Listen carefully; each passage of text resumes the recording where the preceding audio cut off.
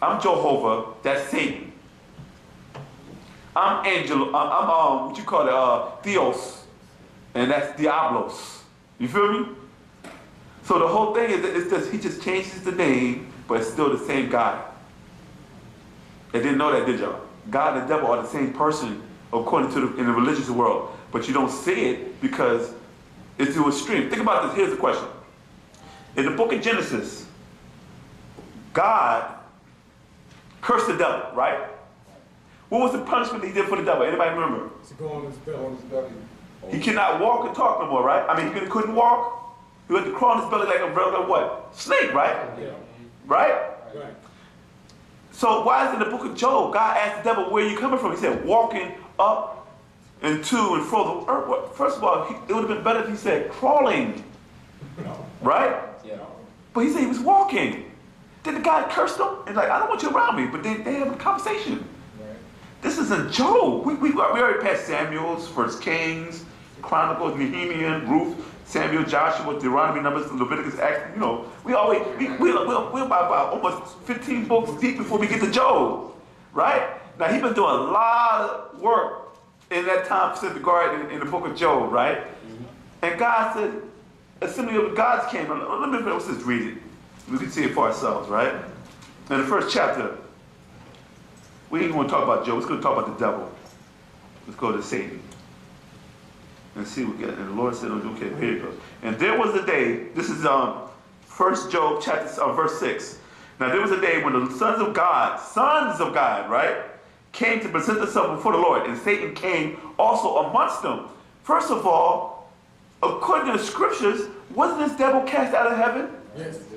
Right? And he had to end up in the Garden of Eden. Yeah. And he was cast out of the Garden of Eden. How did he make it back in heaven? Somebody open the door. You know what I'm saying? And the Lord said to Satan, where comes thee? Die. Then Satan answered the Lord and said, from going to fro in the earth and from walking up and down in it. Now he's walking again. Wow, what a miracle. Huh? Exactly. So who will give it back to him? Jesus. Yeah? I hear you. If Jesus gave his arch enemy his legs back, would have been easy for Jesus to kick him while he was down? Gave him his legs back, right, and then turned around and put Jesus on the cross. Yeah. And then did a little a side two-step with it, right? So this is what you were taught. And it's called the book of Job. And if you don't have faith in God, you go get a job. They call it Job, but it's still the same word. You feel me? I don't believe in God, but I definitely believe in paying my rent. So I'm going to go get me a job. A Job, exactly. And this is how he controls you. He don't control you, he controls you through debt.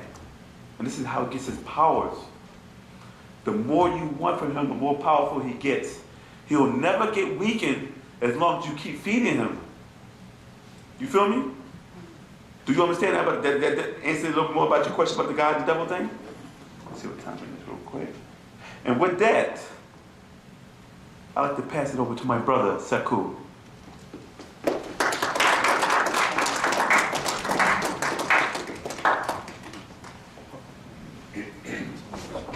What's up? How's everybody doing? Right. Anybody have any questions? If the God in the Bible is not real, then who is the real God? I want That's a good question. Which God do you mean? our God. Which one? Oh no. The reason why I ask you which one is because even when you're dealing with the Bible, you're dealing with many different beings. And that's one of the biggest cons. They keep trying to make it seem like it's one God. But just like the brother that just came before me, he said, I, God, am a jealous God. If you're in a relationship with a man, do you get jealous over another woman? You don't get jealous over the dog. Well, you might. You know what I mean? It depends on how much time you spend with the dog, but more than likely, you're going to get jealous over somebody that can potentially take your place, right?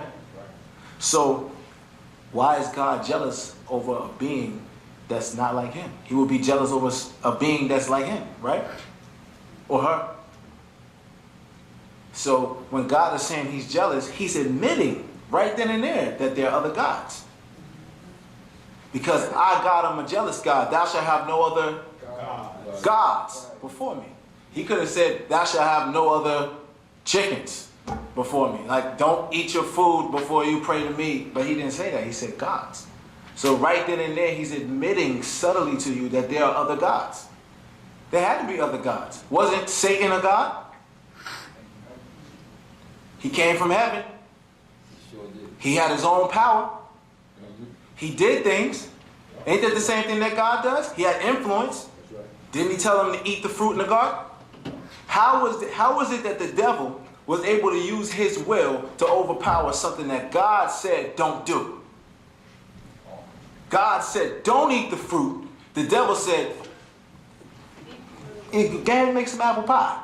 You know what I'm saying? There's some apples over there. Why don't you take a bite? It's good for you. It's good for you. It's good fruit. And then he went so far as to say, what? Let's go to Genesis.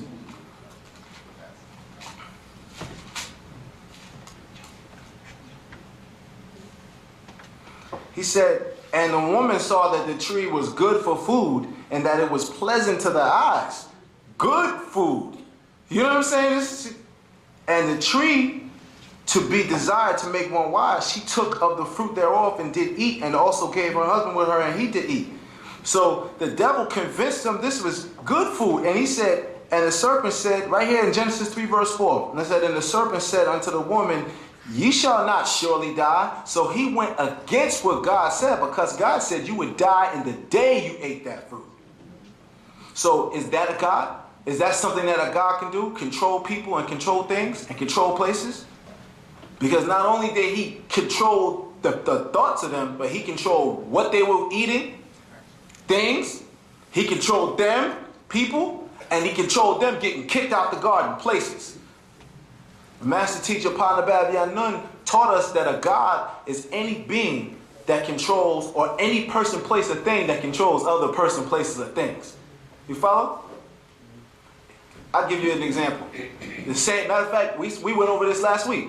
If you're in the desert and you're starving and you have no water, you know, you need water before you need food. You could go much longer. I think you can go 2 weeks without water, but you know, you can go much longer without food. You don't have no water. Maybe, I don't even think it's 2 weeks. 3 days without water. But you go 2 weeks or so without food. You follow? If you don't have no water and you're the richest person in the globe, like they say, the richest man in Babylon, or woman in your case, right? Would you give up that water for everything you had? Would you give up everything you had, rather, for that water? Right. So that water just became your God. Because you'll even give up your Jesus for that water if you're thirsty enough. You don't believe me? Go to Haiti and see where them people were starving, and them Caucasians came over there with this sick religion, and they gave them a peanut butter and jelly sandwich and said, here's this. All we asking you is that you get what they call them, Red Cross or Blue Shield. They walk around the whole planet and they spread their religion with a turkey sandwich. You follow? So that becomes God. Right then and there. It sounds funny, but that becomes God. Because you will give up the very fabric of your own belief for that sandwich at that point in time. Anybody would. Think about a mother. You have any children? You have a daughter. You'll do anything for your daughter, won't you? So when we, to answer your question, when we go back to the topic of who is our God, first let's shed that German word. Let's give them back their crap and give them their Gomar, Azdabar, wisdom, strength, and beauty, or their God, and let's go back to our terminology. We say Panataru, which really you wouldn't translate, because it would almost be, as you would say in Christianity, you say blasphemy. It would almost be blasphemy to translate it. You say Panataru, they don't have a hellfire for us. Ray doesn't have a hellfire for us. That's not the type of beings that we're dealing with. Tefnut, moisture, Tefafnatat, as she's called in tone, doesn't have a hellfire for us. In fact, she causes it to rain when you need the moisture to grow the seeds in the ground to make plants grow. Do you know what would happen if there was no rain? If tomorrow, right? If off tomorrow, I said, they got on the news, because you know how we believe anything they say on the news. They got on the news and they say, Jesus Christ never existed. There's a special news report. And we just received information that confirms that Jesus Christ never existed. Right? Nothing would happen.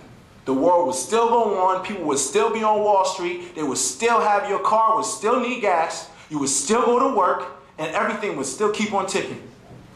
Let there be no food in the house. Let there be no money for gas to get to work. You won't go to work. You won't eat. You'll go out and do anything to feed your daughter. You follow me? Follow what I'm saying? So when you say, who is our God? It all depends on your point of view. Because they say Jesus is their God, right? But Jesus did anything for us since slavery? Has Jesus did anything? And you know how many of us called on Jesus and thought he was going to bring us something, even on Christmas. We was little kids and we were saying, one of y'all, I want this new toy. And we depended and we thought that they were going to bring it to us. And if mama couldn't afford that toy, you didn't get it. And then somebody coaxed you over and said, no, listen, sometimes Santa Claus, he might couldn't fit on his sleigh. They come up with some lies the brother earlier was saying to do that. You follow? Did I answer your question? Yeah. Are you sure? So where did it all come from? Who created it all? Who created it all? Yeah. The concept of God? Yeah, where did everything, who created everything? Who created everything? Where did it all come from? What do you mean? When you say everything, explain what you mean. The earth, the sun, where did everything come from? Well, the sun being is created from hydrogen. You know, the hydrogen atom is the foundation of things on this physical realm.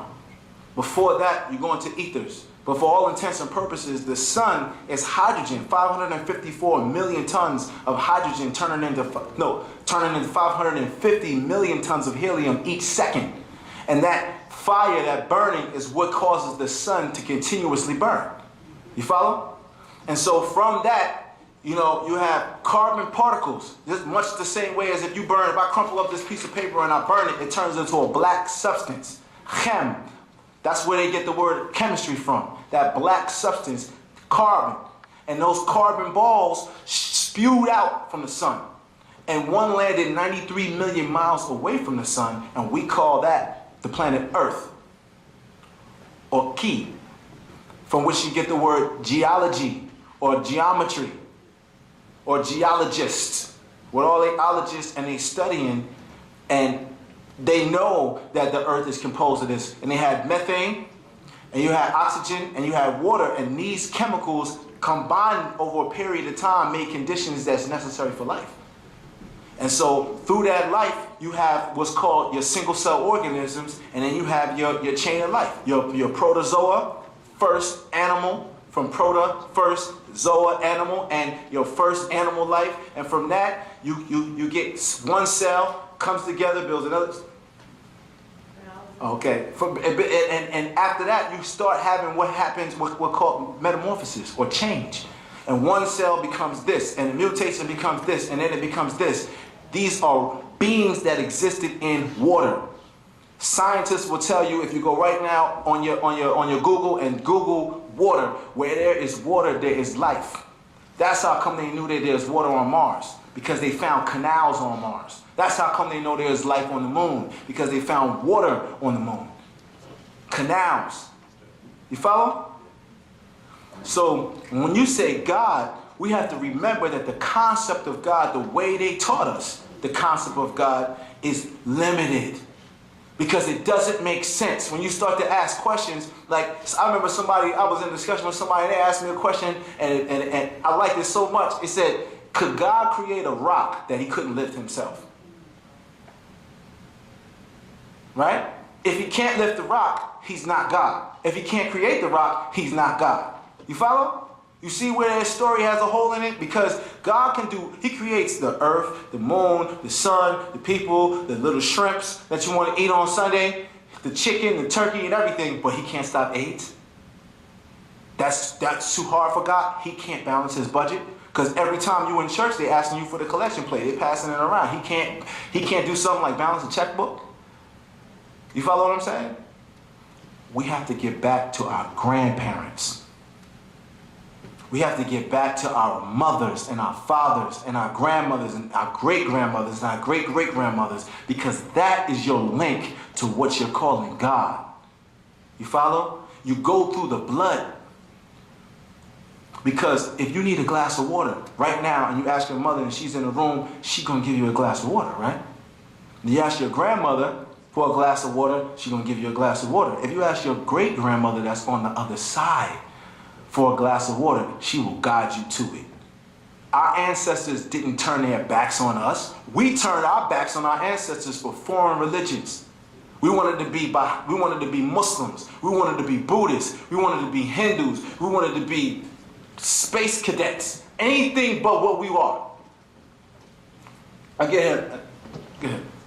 So, the question is, you can actually speak with your ancestors? Well, of course you can. Can you speak with your mother? Okay. Right. So, can you speak with your grandmother? No. Yes, you can. See, that's the subtle game that they played on our minds. They made you think that once you can't see them anymore, they don't exist.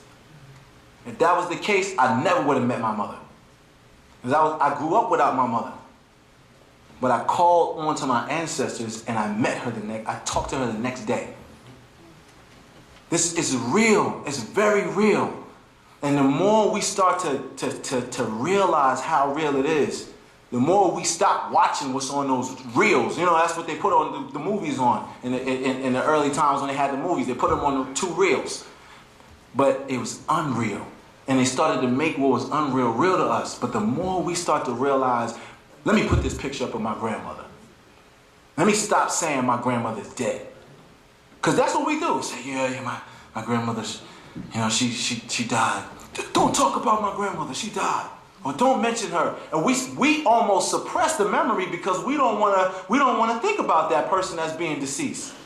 But there's an old saying we used to say, the gangsters and the hip kids used to say it in the 60s and 70s. We don't die, we Multiply. right. So they're telling you right there. You are the tumbling of you can touch your grandmother right now. Reach up and touch your cheek. You touching your grandmother's cheek. You touching all the way back tens of thousands of years. Because that cell that made your cheek goes back tens and hundreds and thousands and millions of years. If you want to say Lucy, it goes back past Lucy. Because it goes back to the first single cell organism on this planet that created the first reptile, that created the first mammal when the 2 split. Because you have the synapses and the diapses, and they split. And one group became mammals and one group became reptiles, as we know them today. Alligators and things of that nature. And one group became the mammals, as we are mammalian. Well, women are. Because we don't have mammary glands. You follow?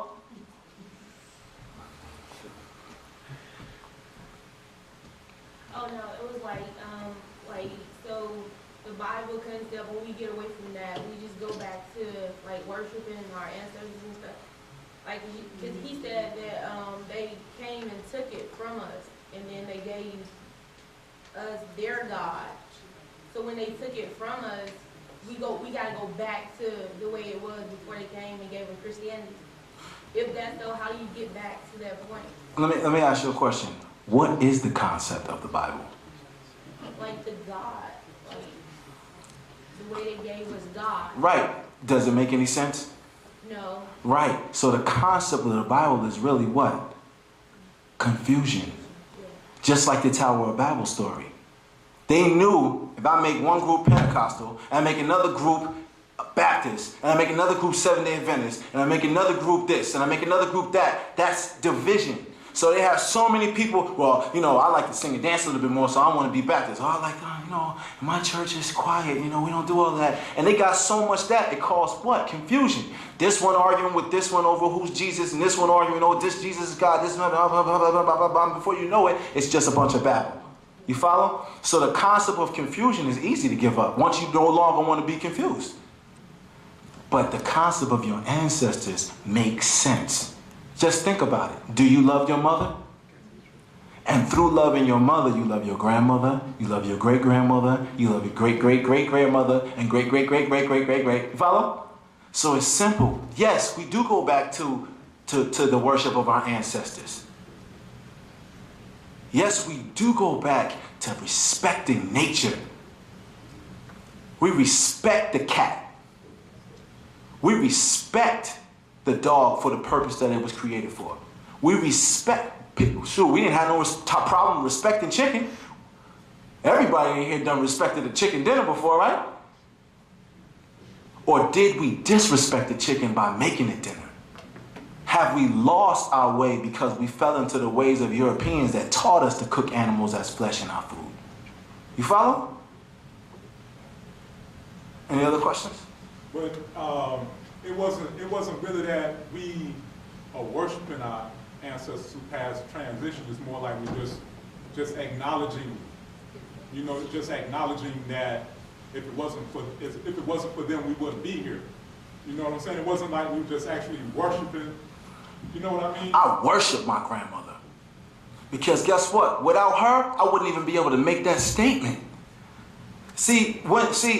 I acknowledge that the Bible has principles in it that make sense. But I worship my grandmother because my grandmother goes back to the essence of these beings that created us, Panataru. And from Panataru goes back into the whole quantum physics. It goes back to put. From put to put. And those are the big, you know what? You're right. I peace ship my grandmother. I don't war ship her because I don't want to be at war with my genetics, even though my genetics are at war with me because we've been so mixed up. You follow? Because I understand what you're saying. We acknowledge, but it's like they got us to the point where we got to tiptoe when it comes to our ancestors. I don't really worship my grandmother. You know what I'm saying? She's not God. But yes, she is. Because if she didn't create you, you wouldn't exist. You follow? Anybody else? So with that, I'm going to pass the class to my good brother, Matt Ka Atumreye.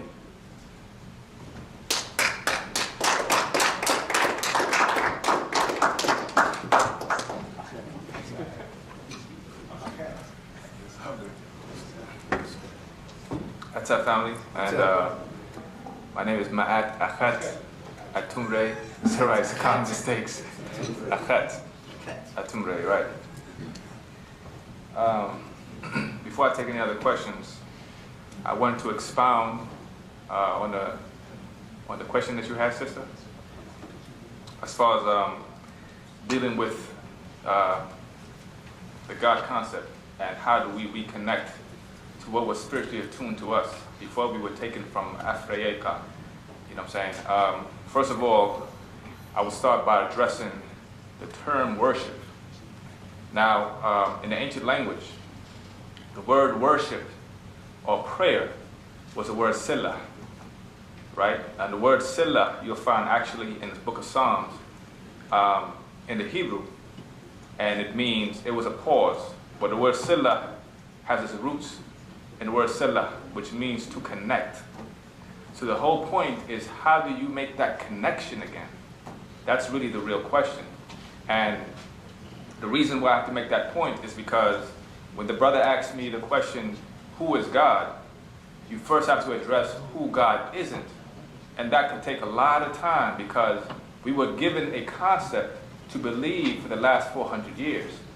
And the thing about belief is this: you may break a spell on accepting a concept, right? But if the damage is done, you think on that concept and you look for something else to substitute that. You know what I'm saying? Meaning this: you was given a God concept and everything that came with it. How to feel, how to pray, and even how to connect. So once the veil is removed and you say, hey, this is not what it was. The reality is in your mind, because your mind is a creator, I should say. You shape your own reality with your mind, right? All you do is you remove the word and you look for something else to replace it. And that's a problem a lot of time when it comes to our form of studying. You know what I'm saying? We like to take what we are learning and bring it down to the level of what we know. You understand what I mean by that? Because I'm trying to make this as very clear as possible. Meaning, what we know and what we're being taught has to merge. And the first thing has to happen is what we know has to be raised up. And the only way to be raised up by questioning it, by dissecting it, by analyzing it, and then growing past it, right? The thing about it is, as Nuwaupians, we practice what we call animism. That brother brought up that word before. And animism is actually considered the oldest form of religion on the planet because it's spiritual acknowledgement of a higher or divine being. And that dealt with ancestral worship, or, remember, take away the word worship and put the word connection. Do you have a connection to your mother? Sister, if I may ask?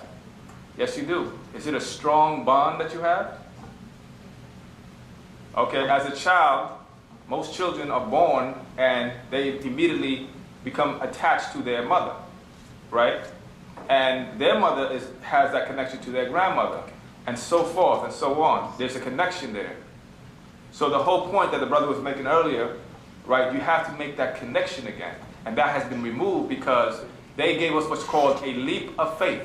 Meaning this, right? Don't acknowledge your mother. Don't acknowledge your grandmother. Don't acknowledge your great-grandmother. Jump straight to Jesus. He's the way, the truth, and the light. Nobody gets to the God except through Jesus. So they removed all of that and you put away your pictures of your ancestors. And the thing about it is when we were in our right mind, right, and worshiping our way, we knew how to connect to our ancestors. We knew the state of, what's the word called, to simplify this? Okay, I'll put it to you this way, right? You have the world of the physical and you have the world of the spiritual.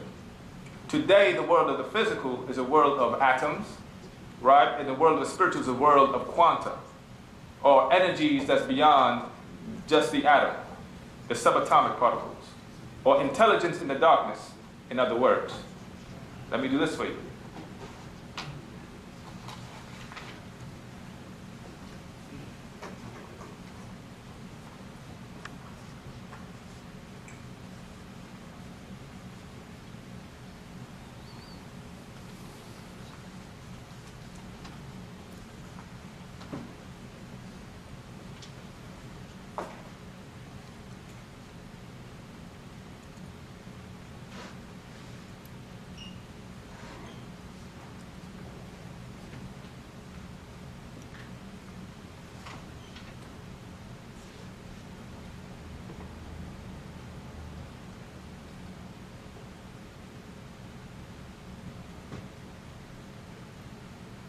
All right.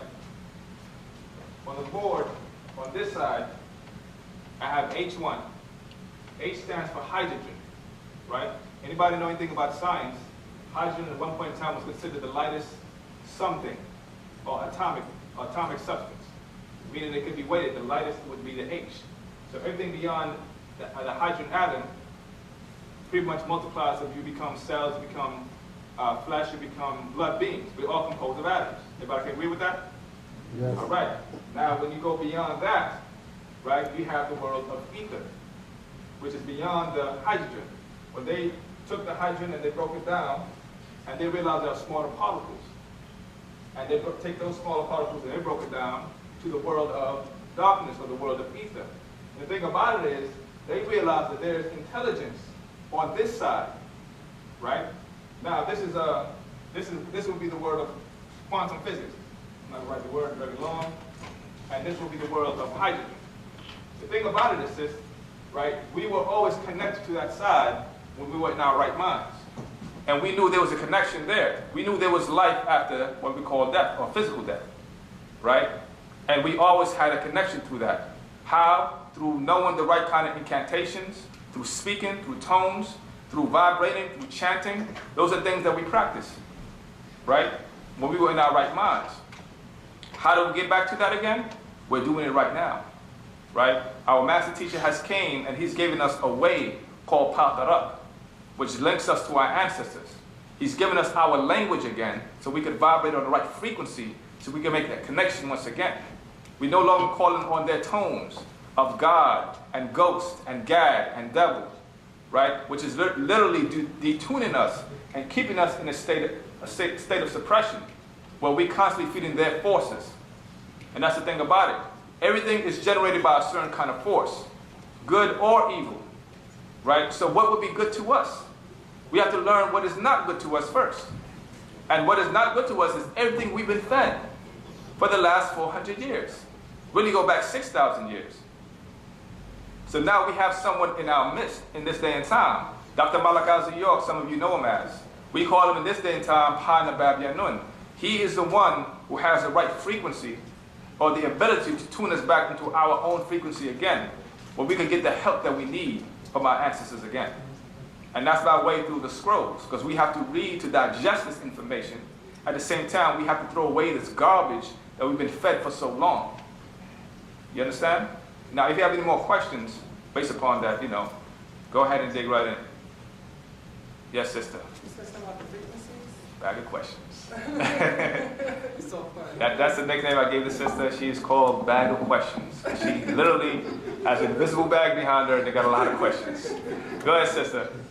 I'm ready. When you said frequencies, how would you really know when you're on the right frequency? The reason why I'm asking, because of the chanting that we do, how would you know when you're actually saying it on the right frequency, when you're actually saying it? Because I think in the frequency vibration book, the actual facts, Tua. he talks about, I think that we have to be on I think we have to say it on an F sharp. F sharp frequency, right? Uh-huh. Okay, how do I know if I'm doing it on the F sharp frequency? And we are supposed to be doing it on the we are supposed to be chatting it on that frequency, right or no? So how do I know when I'm doing that correctly? Because if I'm not doing it correctly, then I won't be tuning into the right frequency. If I ain't tuned to the right frequency, then I won't be able to hear my ancestors when they try to talk to me and let me know what to do. And if they are talking to me, which I know they are, then my question is, how am I able to hear that? Because they're doing so much with the Heart Project, and I know with the Omniverse, and I know that they're doing a lot to try to make sure that our ancestors don't connect to us. Mm-hmm. Even if I am on the right frequency for all the things they're doing, will I be able to still be able to hear what they're saying? So whatever they're doing, it will not stop if I'm on the right frequency? I'll put you this way. While we still speaking in English, Yeah. while we still doing the things that we're doing that we're not supposed to do, we will never fully make that full connection like we're supposed to. This is why it's repeated over again that we have to learn our language. And for those who don't know, our language is called Wu-nuwaupu, or in our language we call it Wu-nuwaupu, and it's a language of tones, where you actually can hear the difference in tones. Because naturally as Nagaros, we speak from our base, right? We don't speak from our nose like this. We speak from our base, and we project outwardly. The thing about it is we are all vibrating on the raw frequency. There's a part of your brain that's stimulated by language. It is a fact, I can't remember the name of it off top. It is a fact that English does not stimulate that part of the brain. In fact, it does damage to that part of the brain. How you speak affects how you walk. It also affects the way your jaw structure is moving, how your tongue shapes words. All that is literally being portrayed by that part of the brain. It's going to come to me soon enough. Can't really remember the name of that part of the brain. It's also damaged by slang. What's that, bro? No, Go proceed. The broca. No, broca is the bronchitis. Are you sure? broker. The broca. Yeah, the broca area of the brain. Literally. And even slang. That's why today, if you look at most of the youth today, not you guys, most of the youth today, their jaw and the way their face is shaped, when they speak, it's literally transforming them. And I'm going to get back to your question. I have to make a point to how damaging the language we're speaking is actually doing to us on such a level. Even when you get to ebonics, or what you call slang, it does even more damage. You understand? The thing about it is, my good sister, right? We have to learn our language. We have to accept that within us. We have to practice it, right? And the tools that we're given, it's like training. If you notice, it's more chants coming down after chants after chants. right? And all these chants align your will. Now you have a direction to how you're chanting, right? How do you have a direction to how you're chanting? Because remember, it's more than just saying it. It's more than just saying it. You have to think it, and you have to become it. When I say, Yeyu Qadamu Ahfudnun, Ankum Afaf Ladada Inan Salafu, Wu Inan Yasaru, there's a certain rhythm to that. But in my mind, I have a clear understanding of what I am saying. Now I'm not thinking in English anymore, am I? I'm thinking in my language. Now I'm inside or submerged in that which I'm saying. And that's directing that force to your ancestors. You understand? Now understand this. The journey is not outside of you. The journey has always been inside. The concept of God was created for the need to know of what was always inside. And when those beings who are informers left, the term became love, right? Then fear. You must fear God. First you must love God, then you must fear God. Then terror, then horror. Then one you must love or he will punish you. Or you must fear or he will punish you. That's how much it has changed. But the concept was always to be a journey inside. You understand? Now, I would suggest you, sister, to read this book, Atlantis, because it speaks about those informers. When they came down, what they saw, how they mingled with the humanoids.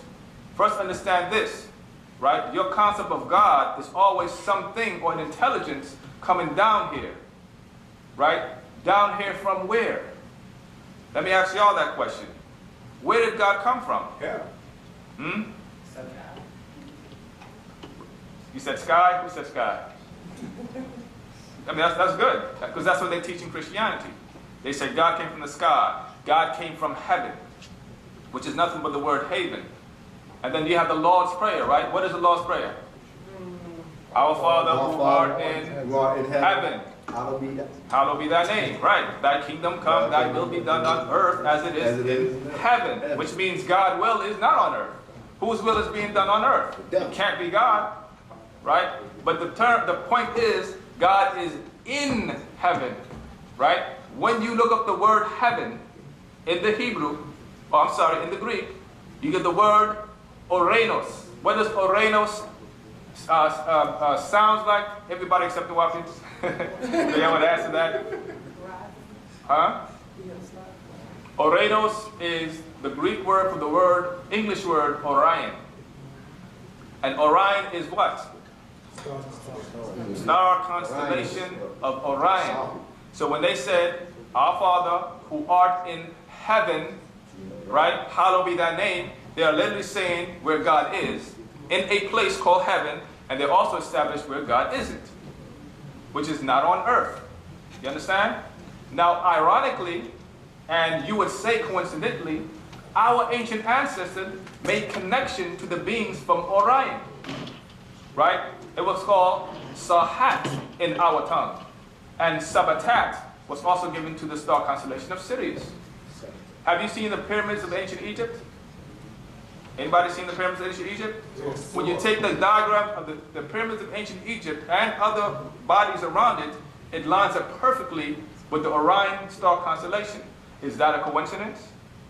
It couldn't be a coincidence, right? Because those Nataru are the beings who came from Orion and Cyrus, according to the ancient records of our ancestors in ancient Africa. They came down there and they wrangled amongst the human beings, or humanoids, who became the Tahites, or the children of Ta. Beings? Huh? What you mean by beings? Okay, a being is anything that comes in a form, or life form, a being.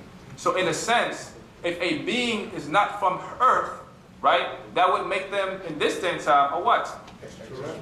An extraterrestrial. But anything can be extraterrestrial, a rock or anything that comes from Absolutely. space. But guess what? When you read the Bible, right in the book of Genesis, they speak about God coming to earth.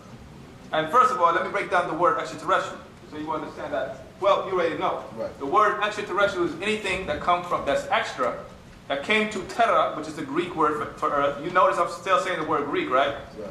Because the Greeks have monopolized intelligence, and the Romans. They have a monopoly on it, so we always have to refer to them. which shows you there's a problem, right? Extraterrestrial.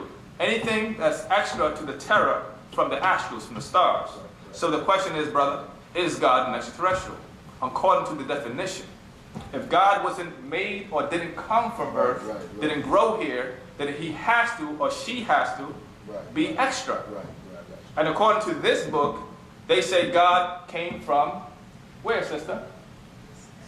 The sky or heaven, which we know is Orion, according to the books. Our Father who art in heaven.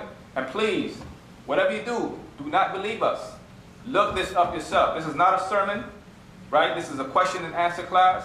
We want people to dissect, investigate, and research these words. As our master teacher, Dr. Malachi York, also known as Pana Babianun, has taught us to do. You have to be inquisitive. Orenos. So now when you start to channel this and put it in the right perspective, you understand the nature of this particular being. You have a group of beings that came here, and they had their influence on the beings that are here, called gods, or angels, or lords, who we know are really extraterrestrials. So if you go back thousands of years ago and you see a craft coming from what they call heaven, right? You would describe it according to what you know here. It only makes sense. Because you're on terror trying to describe what you see. I saw a ball of fire. I saw a cloud moving across the sky. All these things were attributed to what you saw. Right? But this is the thing. They took what was ours and they perverted it. And they gave us a version of it. A King James version, an American Standard version, a Greek version. But this is not us. We go back thousands of years before that. And we always had that connection. So it takes one to come, a seated entity to come here and give us the right information to attune us back on our right vibration or frequency. You understand? I have another question. Can your ancestors connect with you without you being on that tone? Like the tone? Okay. I will answer it the best way as our master teacher answered this. When you're at your most sincere moment, right? When you're praying, when you're at your most sincere moment, they have to respond. But they can only respond to a certain limit. It is best for you to get on your tone. Meaning this, when you really need something, when you're really sincere about it, they feel it. And they come down to a certain level, right? Meaning, try not to make this so long-winded, right? The first thing you have to understand is everything is vibration. Your ancestors exist here right now. They're all around us right now in a different state of existence, right? They're vibrating on such a high frequency, we are not there because where we are right now is at a very low frequency. So in order for us to really make that connection, we have to raise our vibration. They can connect, but there's limitations there because we are vibrating on such a low frequency. And with that, I'm going to pass the class over to my brother, and hopefully he could go ahead and address more of your answer.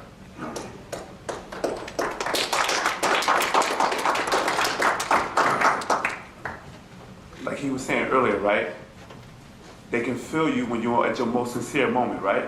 Because you're giving off emotion, energy, emotion. That's still dealing with a vibration. The reason why, it's like you're talking to somebody and you can actually get a lot of stuff done when communication is clear, you feel me? But because it's not clear, they say, well, I can feel what you're saying, but I need to be a little bit more clear. See, what happens is by you speaking your ancient language, you actually be more precise. And they can actually know what you need and what you want. But sometimes, because we're in other people's cultures and under their dead religions, our ancestors know that about your sincerity. You know what I'm saying? Because they're watching. All they're waiting for is you to give them a call. Like our master teacher said, we're calling the wrong number. You know what I'm saying? Partner back, you know, said once we get the right phone number, the universe opens up to us. You feel me? So what happens is when your ancestors, like your grandmother or your mother or anybody that's in your family passed on to the other side, they're waiting to help you. There's been times that you've been in certain situations that happened and you got out of it. And the first thing you said was what? Thank you, Jesus. But the people said, no, it ain't Jesus. But you don't know because you're not speaking the same line, but you felt something. You feel me? What you feel is your ancestor or your salafu. You feel me? And they feel you also by your sincerity and what you're giving off emotion as a vibration. But it can only do with so much. You feel me? Because you're still calling somebody else. You're calling for Susan, but you're calling Jennifer. You feel me? Understand what I'm saying?